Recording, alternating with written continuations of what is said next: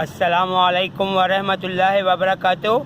Army chief general हाफिज़ सैयद आसिम मुनीर अहमद और inter services intelligence Nadeem Ahmed Anjum और वफाकी वज़ीर दाखिला मोहसिन नकवी साहब और वज़ीर आला पंजाब मरियम नवाज़ साहिबा, मैं इस वक्त फेडरल बोर्ड ऑफ रेवेन्यू के टैक्स हाउस रावलपिंडी के बाहर बैठा हुआ हूँ और यहाँ मुझसे कहा जा रहा है कि भाई यहाँ से कोई दरख्वास्त वसूल नहीं की जा रही। मतलब अरबों रुपए की बिल्डिंग बनाकर ये बिल्डिंग सिर्फ नाच गाने के कामों में, हमारी पीटीआई जो हमारी यहूदी कम्युनिटी की जमात है, ये नाच गाने में इस बिल्डिंग को यूज़ किया जा रहा है, कोई काम अंदर होता ही नहीं है। और मुझे कहा जा रहा है कि भाई यहाँ से कोई दरख्वास्त ली नहीं जाती क्योंकि यहाँ दरख्वास्त लेने का कोई सिस्टम ही नहीं है।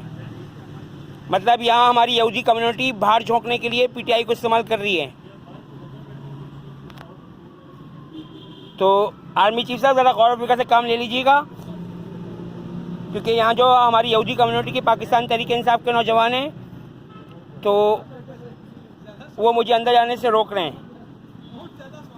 अब ये काम आपका बनता है कि इनके ख़िलाफ़ कानूनी कार्रवाई की जाए और हमारी यहूदी कम्युनिटी की जमात पाकिस्तान तहरीक इंसाफ को पाकिस्तान के तमाम सरकारी इदारों से बाहर निकाला जाए, क्योंकि इस तरीके से ये रा और मूसाद के दहशतगर्द बन के बम धमाकों में शामिल हो रहे हैं, यानी कि उनके सहूलतकार बन रहे हैं। और जो कानून की जो नई डेफिनेशन इस्तेमाल की गई है कि जो रा और मूसाद का दहशतगर्द और उसका सहूलतकार होगा और जो सहूलतकार भी होगा वो भी अब दहशतगर्द ही शुमार होगा।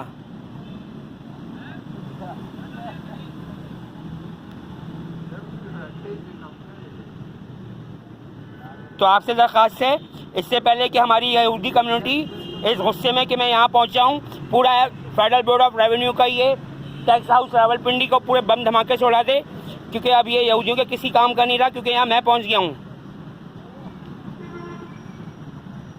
तो इससे पहले आपसे दरख्वास्त है कि यहाँ फौज तैनात करवा दी जाए, जिस तरीके से सिविल सर्विस कमीशन में आपने फौज को तैनात करवा दिया है, क्योंकि जो दज्जाल के मानने वाले हैं, जो शैतान की पूजा करने वाले हैं, वो मुझे अंदर दाखिल होने से रोक रहे हैं।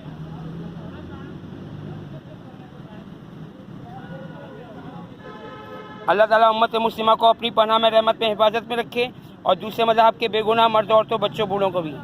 आमीन या रब्बुल आलमीन अर्हमुर राहिमीन। अल्लाह हाफिज़।